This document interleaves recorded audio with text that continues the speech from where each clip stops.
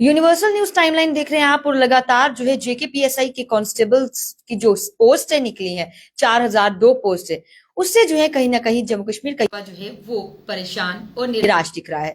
क्योंकि उस पोस्टों में जो है, पहली बात तो जो है 8 साल के बाद उन पोस्टों को निकाला गया। 8 साल जो बच्चों ने तैयारी की वो वेस्ट हुई।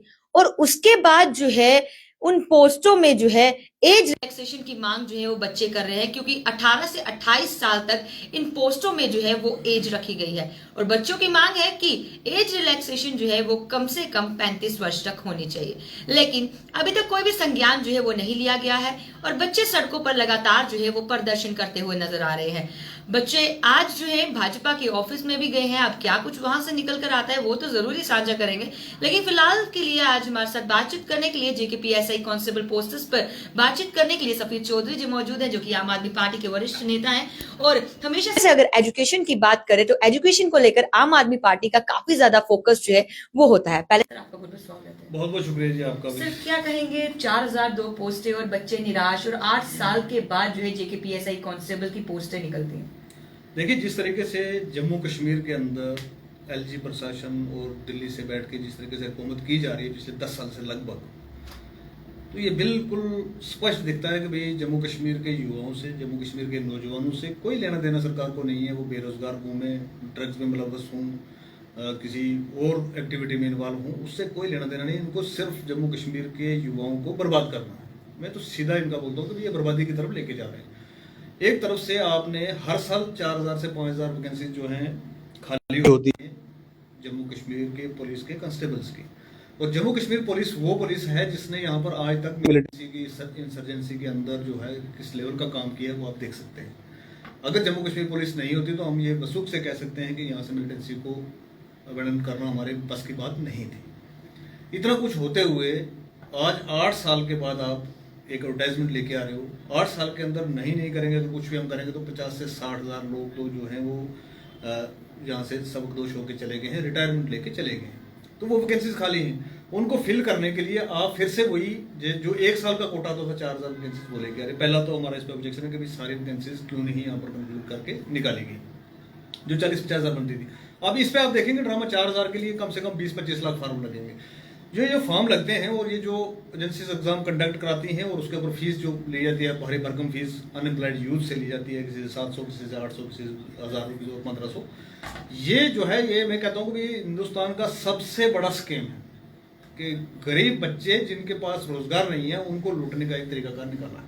अब 4000 वैकेंसीज आएंगी और उस 4000 के लिए कितने लाख फॉर्म लगेंगे। अभी जैसे फॉर्म 30 को लगना शुरू होंगे तो आपको ये भी टोटल मिल जाएगा। मेरे एक्सपेक्टेशन है 20-25 लाख से नीचे तो फॉर्म नहीं लगने वाले इसमें, क्योंकि छोटी से छोटी नौकरी के लिए भी लाखों में फॉर्म जा रहे हैं। एक तरफ तो ये कर रही है सरकार, दूसरी तरफ से ये कर रही है कि भाई कोविड का टाइम गया, 8 साल से आपने कोई यहाँ पर जो है भर्ती नहीं निकाली। 8 साल हो गए इस बात को, उसके बाद कोविड के सारा टाइम गया। और पीछे आपने देखा होगा कि भाई पुलिस के सब इंस्पेक्टर्स की भर्ती के लिए बच्चों ने लड़ाई लड़ी, पार्टी ऑफिस जाके गिराया बीजेपी का, स्ट्राइकें की, प्रोटेस्ट किए, डंडे खाए, तो उसके बाद उनको एज रिलैक्सेशन मिली।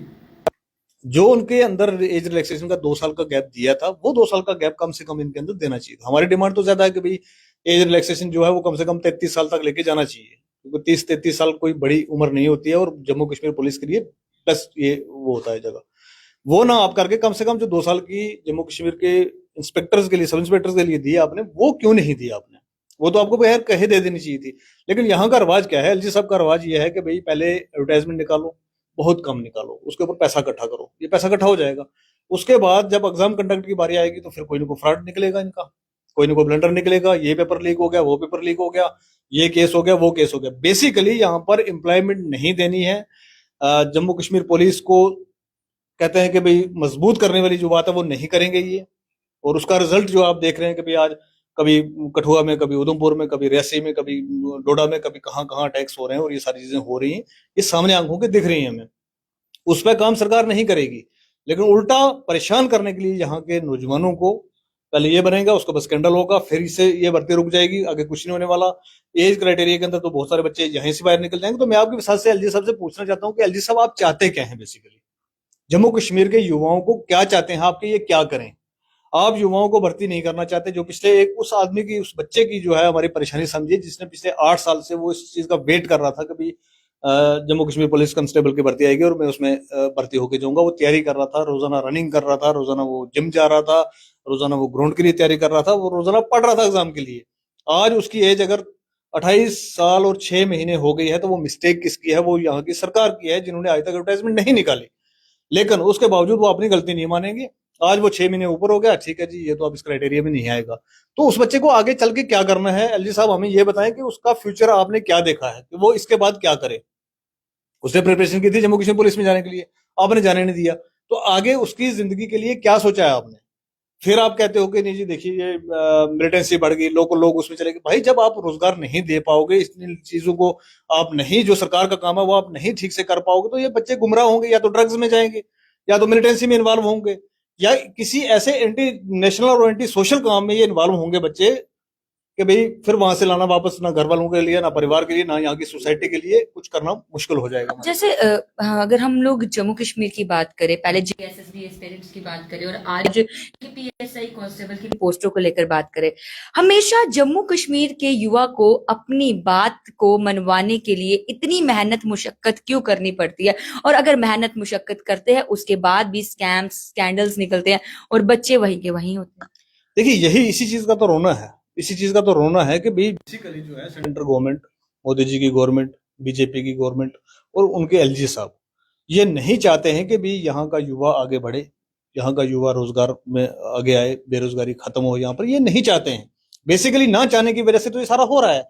ये तो हम हर बार कहते आए हैं, इतने सालों से कहते आए हैं कि भाई ये सरकार जो है जम्मू कश्मीर के लोगों के लिए, जम्मू कश्मीर के युवाओं के लिए सही नहीं है, उनके लिए सही सोच नहीं लेके आए, इनकी नीयत ठीक नहीं है। बेसिकली नीयत ठीक हो तो यहाँ का बेरोजगार नौजवान जो बेचारा, उसको क्यों ना मौका दिया जाए।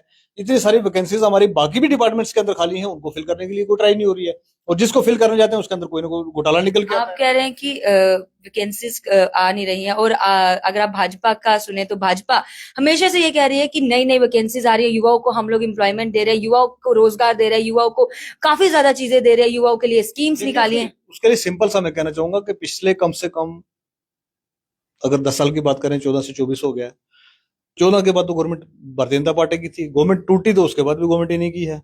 ठीक है जी, 10 साल का ये दिखा दें कि भी इस 10 साल के अंदर हमने फलां फलां डिपार्टमेंट्स के लिए इतने रोजगार यहाँ पर दिए हैं। कोई अगर फिगर है इनके पास वो दिखाएं।